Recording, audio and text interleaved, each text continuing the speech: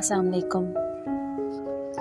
اگر آپ کسی انسان کو چاہتے ہیں، پسند کرتے ہیں، تو ضروری نہیں کہ وہ آپ کو مل جائے۔ ہر وہ چیز جس کی انسان کو چاہ ہوتی ہے، طلب ہوتی ہے، ضروری نہیں کہ وہ اسے ملے گی۔ اگر زندگی میں سب کچھ مل جائے تو پھر اللہ سے کیا مانگو گے؟ جو چیزیں آپ سے چھین لی جاتی ہیں، یا تو وہ خود آپ سے دور ہو جاتی ہیں، یا تو اس میں اللہ کی حکمت ہوتی ہے یا آپ کی بہتری، کیونکہ جو راز اللہ جانتا ہے وہ ہم نہیں جان سکتے۔ اللہ کے فیصلوں پر خود کو راضی کر لو گے تو اللہ تمہیں تمہاری رضا کے مطابق سب کچھ عطا کر دے گا، اور تب تمہیں احساس ہوگا کہ اللہ کا فیصلہ تمہارے حق میں بہتر تھا۔